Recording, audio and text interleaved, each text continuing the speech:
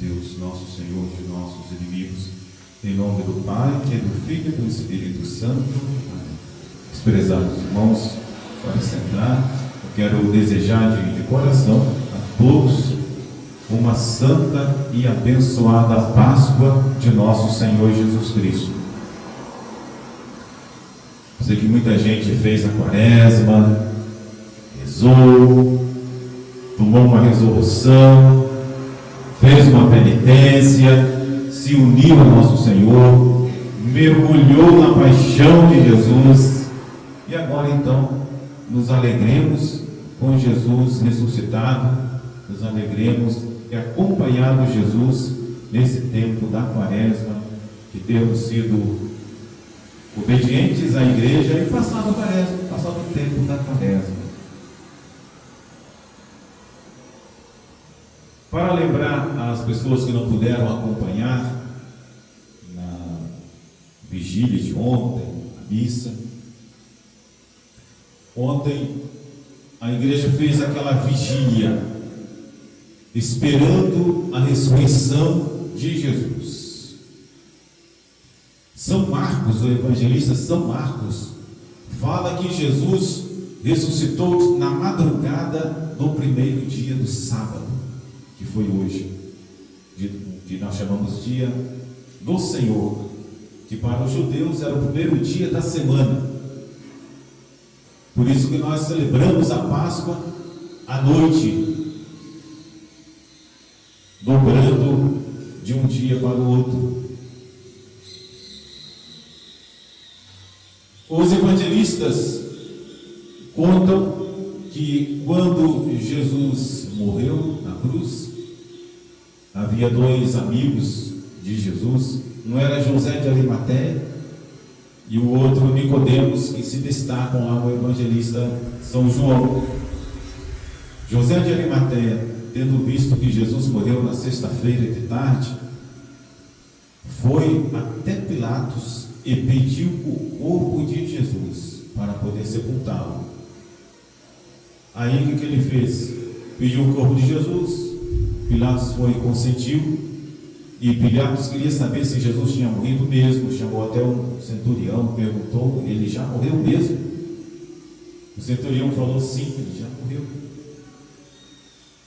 Então, permitiu que se desse para Nicodemos o corpo de Jesus para sepultar. Nicodemos, ao sair dali, passou no mercado.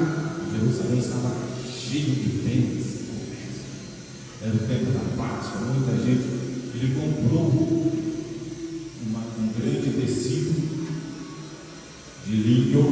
É por isso que nós usamos nas toalhinhas do altar tecido de linho, para recordar que Jesus foi envolto em linho e sepultado. Aí nós colocamos o linho ali na toalha do altar, porque ali será depositado o corpo de Jesus, que é um corpo ressuscitado, mas que foi imolado por nós nessa semana que nós celebramos. Chegou então, envolveu o corpo de Jesus naquela toalha. Nicodemos, que era um outro amigo de Jesus, as ocultas, era uma pessoa que tinha condições, foi e comprou ingredientes para embalsamar o corpo de Jesus, que era bastante coisa, e assim embalsamaram o corpo de Jesus. Eram dois homens que fizeram aquilo, estavam lá Nossa Senhora, estavam os discípulos, tinha que ser feito tudo às pressas, porque já era de tarde. E as mulheres, Maria Madalena, as outras mulheres, ficaram olhando aquilo. As mulheres gostam de fazer as coisas bem feitas, e elas perceberam que a coisa não foi bem feita, foi assim, corrido, às pressas, porque não podiam trabalhar depois que o sol passasse. E assim foi sepultar Jesus. Nossa Senhora, os apóstolos estavam ali, os discípulos foram até o sepulcro, trancaram, fecharam, lacraram aquele sepulcro. E mais ainda, São São Mateus fala que os judeus foram até Pilatos também e pediram a Pilatos licença para colocar guardas vigiando o túmulo de Jesus. Então o túmulo de Jesus foi bem fechado e, além do mais, ficaram guardas vigiando o túmulo para que não roubassem o corpo de Jesus. E aconteceu que à noite Jesus ressuscitou. A ressurreição de Jesus se deu então pelo poder divino. Ele era um homem de Deus, pelo poder da Santíssima Trindade. Chegado o momento, Jesus então voltou à vida e saiu do túmulo. Jesus saiu sem ninguém abrisse pedra, abrisse nada, porque ninguém põe limites a Deus. Como ele fazia na ressurreição, entrando no cenáculo, sem que as portas se abrissem, assim ele saiu daquele túmulo. Mas, meus amados irmãos, Jesus, sendo Deus, ele estava sempre acompanhado pelos anjos. Por isso que também no Evangelho de ontem à noite, que foi, por exemplo, a missa da vigília, São Mateus conta que as mulheres, quando chegaram e viram o túmulo aberto, antes que as mulheres chegassem ao túmulo, veio um anjo do céu, moveu a pedra e se sentou sobre a pedra. Os soldados, vendo a pedra se mover, se encheram de medo e fugiram. E quando as mulheres chegaram, viram então o anjo sentado sobre o túmulo.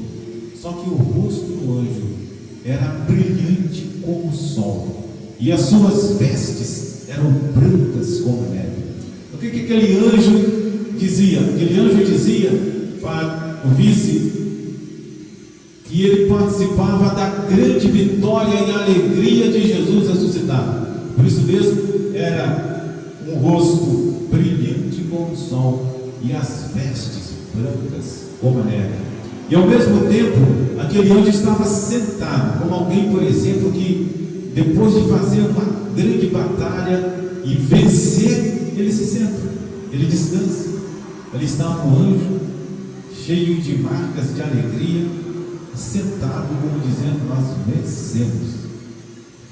Quando Jesus ensinava, antes da sua paixão, ele dizia que quando um pecador se converte, há uma grande alegria nos céus, nos anjos de Deus.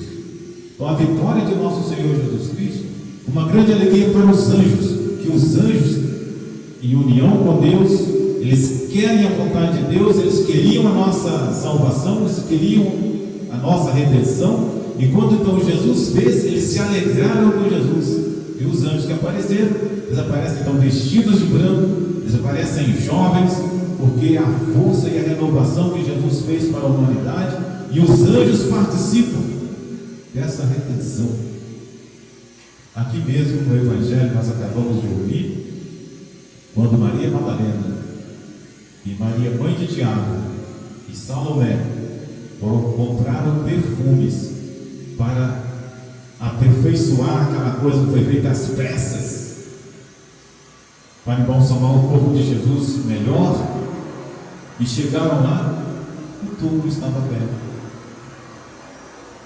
E ali elas encontraram também um jovem que estava ali sentado do lado direito, vestido de branco, para mostrar também a paz, a alegria, a vitória que Jesus tinha alcançado para a humanidade.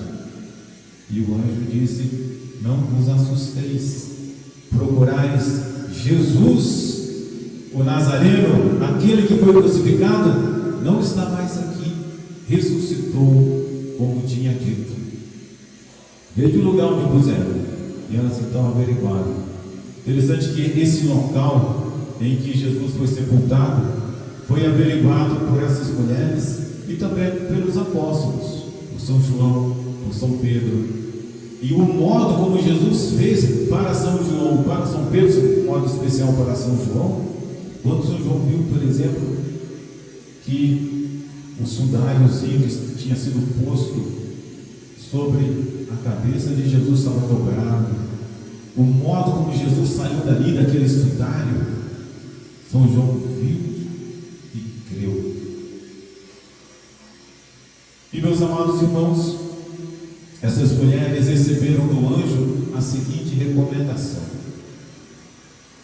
vão, digam aos seus discípulos e a Pedro que ele vai à vossa frente para a Galiléia, e lá vós o vereis, como ele tinha dito.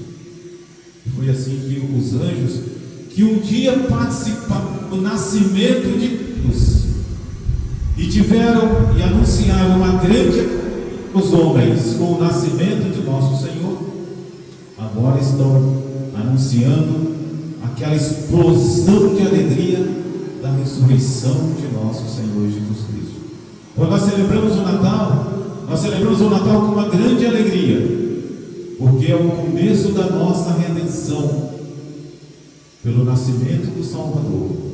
E a Páscoa é mais alegria ainda, é mais luz que nós temos na liturgia, porque nós celebramos mais ainda a alegria, porque a redenção que foi feita, não a redenção que foi começada, mas a redenção que foi realizada pela paixão, pela morte, pela ressurreição de nosso Senhor Jesus Cristo. Parabéns para todos aqueles que durante a Quaresma entraram na paixão de Jesus, mergulharam e seguiram a Jesus durante a Quaresma. São Paulo nos dá uma recomendação que aqui eu quero deixar. São Paulo, nessa primeira epístola aos Coríntios, cujo trecho que nós estamos meditando, São Paulo diz assim: ele aproveita que os judeus celebravam a Páscoa com o pão sem fermento. Aí ele vai ali e tira uma lição, dizendo assim: jogai fora o velho fermento, para que sejais uma massa nova, já que sois ázimos, sem fermento. Porque assim, nós quando fazemos o pão, colocamos ali fermento. Os judeus, então, para celebrar a Páscoa, usavam o pão sem fermento. E por isso mesmo, até hoje, quando o padre usa a hóstia é pão feito de trigo, mas sem fermento, para seguir essa primeira, na primeira missa, a igreja latina continua fazendo, usando o pão sem fermento para confeccionar o Santíssimo Sacramento. São Paulo diz assim: o nosso Cordeiro Pascal, Jesus Cristo, foi imolado. Celebremos a festa, não com o velho fermento, nem com o fermento da maldade e da iniquidade, mas com os pães ázimos da sinceridade e da verdade. Porque ele usa então essa simbologia. O pão com fermento representa a maldade, a iniquidade. O pão sem o fermento representa a sinceridade, a verdade, representa a vida nova que na Páscoa a igreja nos convida a levar. E deve ser essa a nossa alegria. Nós não podemos cair na ilusão achando assim: olha, os cristãos, porque levam uma vida sincera, uma vida honesta, uma justiça, uma vida de verdade, eles têm bastante alegria. É claro que na virtude nós temos a verdadeira alegria. Quando nós praticamos a virtude, nós temos a paz. E nós praticamos a virtude por causa de nosso Senhor Jesus Cristo, não por uma coisa qualquer, mas para agradar a Deus e a nosso Senhor Jesus Cristo. Se fosse por uma coisa qualquer, a gente estaria igual todo mundo. Eu gosto sempre de lembrar esse exemplo. Os homens, por exemplo, podem ser fiéis às suas esposas por temor. Se eu vou ser fiel, porque se eu não for fiel, vou chegar em casa, vou ter muita briga. Ou então as crianças podem ser boas na escola ou em algum lugar por temor. Eu vou me comportar direito, porque se eu não me comportar direito, quando eu chegar em casa eu vou apanhar. Meus amados irmãos, as nossas virtudes, as virtudes cristãs não podem ser assim. As virtudes cristãs devem ser assim: eu vou me comportar direito, o esposo vai ser fiel à sua esposa, porque Jesus está sempre olhando, ele quer agradar a Jesus, que quer que ele seja bom, que ele seja um esposo honesto, que ele seja fiel, que ele seja justo, para um dia ele receber a recompensa do céu, para agradar a Jesus nosso Senhor. Ele é como diz São Paulo, uma nova massa. Ele é o pão ázido. Ele procura fazer assim por Jesus, para nosso Senhor Jesus Cristo. Essa é a vida cristã. E é nesse sentido que, se eu não for assim, é que eu tenho que me purificar. É nesse sentido que São Paulo fala: jogai fora o velho fermento. Se você se comporta na sua moral por temor humano, para agradar as pessoas, joga fora esse fermento. Você tem que se comportar bem para agradar a Deus nosso Senhor. Você tem que ter uma vida nova, uma vida em nosso Senhor Jesus Cristo. Isso é para todos. E essa verdadeira alegria do cristão, ele leva uma vida nova, é uma nova criatura, uma criatura que foi renovada por Jesus Cristo nosso Senhor. Jesus fez tudo novo na sua paixão, morte e ressurreição. E é dessa novidade que nós devemos participar, é dessa alegria que nós devemos partilhar. Vamos pedir então a Nossa Senhora que essa alegria de Jesus ressuscitado esteja no nosso coração. Jogai fora o velho fermento. Vamos festejar a Jesus Cristo, nosso Senhor, nosso Cordeiro Pascal, que foi imolado. Celebremos a festa, não com o velho fermento, mas com o fermento novo, que São Paulo diz que é da sinceridade à verdade. Louvado seja nosso Senhor Jesus Cristo. Para sempre seja louvado. Em nome do Pai, e do Filho, e do Espírito Santo.